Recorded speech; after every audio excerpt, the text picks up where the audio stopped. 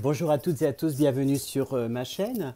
Vous pouvez me joindre au 07 70 01 32 65. Alors, je voudrais aborder dans cette vidéo l'idée du changement et puis extrapoler, parce que voilà, ça me semble un petit peu positif et ça me semble aussi un moyen d'apaiser les tensions, d'être moins dans l'anxiété, d'être moins dans l'idée qu'il est possible que les choses n'aillent pas dans le bon sens, etc. Parce que c'est dans le propre de l'humain et surtout dans le propre de nos sociétés occidentales, en tout cas du fonctionnement de notre société, d'envisager cela de cette façon. Il me semble important de bien expliquer et de bien comprendre que si le changement est plus ou moins proche, il est inévitable. Déjà, l'angoisse que peuvent ressentir certaines personnes, c'est aussi quelle place vont-elles retrouver à l'intérieur de ce changement. On peut aussi se poser la question sur ce changement. Qu'est-ce que ça va en fait changer dans l'individuel?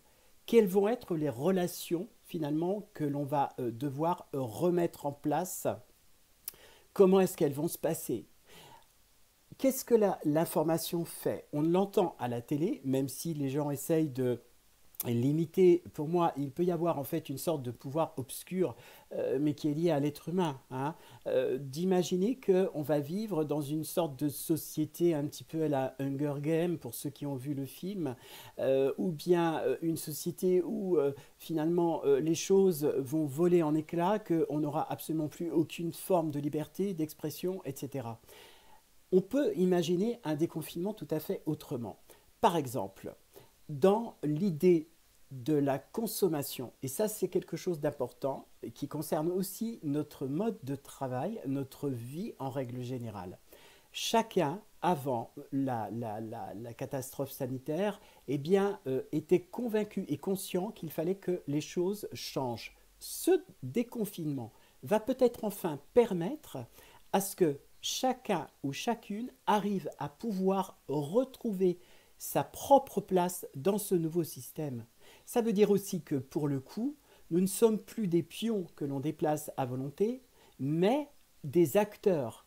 Et ça, je crois que c'est important que chacun prenne conscience qu'il est acteur déjà de sa propre existence. De par ma profession, c'est important de le dire, puisque lors de mes consultations, je pousse les gens à l'indépendance, non pas à la dépendance du psy, mais à l'indépendance. Donc, je pousse chacun à être acteur de sa propre existence. Donc, ce déconfinement va nous permettre de pouvoir être acteur de ce nouveau système.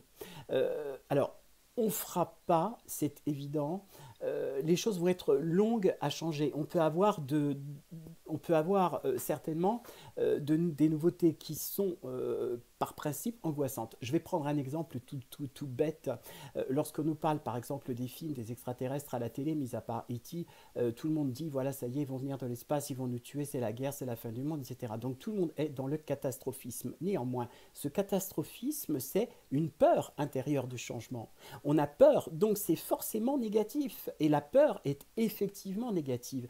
Mais il peut y avoir aussi une peur saine, c'est-à-dire une angoisse de savoir finalement où moi je vais trouver ma place. Que chacun se dise, moi, qu'est-ce que je vais être dans ce système, comment je vais pouvoir interagir avec lui. Et il y a des exemples de gens qui mettent tout en œuvre pour pouvoir finalement sortir le meilleur d'eux-mêmes. Je pense bien sûr aux soignants, mais je pense aussi à tous ceux et toutes celles qui sont à l'extérieur et qui travaillent dans l'empathie, qui sont prêtes à écouter les gens, qui sont prêts à donner de leur temps pour leur permettre de pouvoir apaiser la solitude de l'angoisse.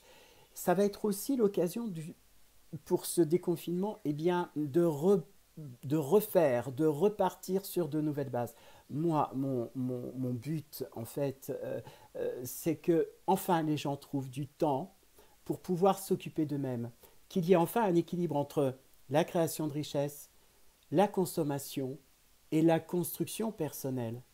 Comme je l'ai dit dans la vidéo précédente, c'est la première fois que les États sont capables de mettre en place, de trouver des sommes d'argent colossales pour mettre sous cloche le système tel qu'il est, bien sûr pour éviter qu'il ne chute, qu'il ne tombe, mais en même temps, ça n'est jamais arrivé que l'économie soit mise à la disposition de l'individu. Ça a toujours été le contraire qui s'est passé. Ce qui peut donc dire que l'après va être certainement compliqué à mettre en place, cela va prendre du temps, mais il y a pour chacun, pour chacune, de l'espoir et surtout une nouvelle place à trouver.